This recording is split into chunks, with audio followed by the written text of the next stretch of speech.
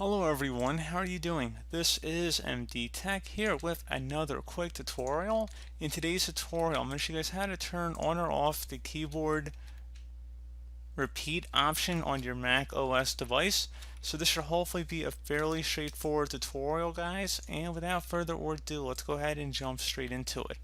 So we're going to begin by opening up System Preferences down in our System dock. So go ahead and left click on that.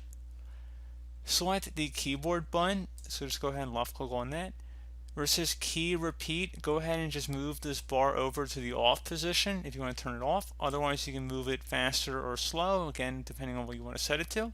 And then once that's done, just close out of here to save the change, and that's it. So as always, thank you guys for watching this brief tutorial. Do hope I was able to help you out, and I do look forward to catching you all in the next tutorial. Goodbye.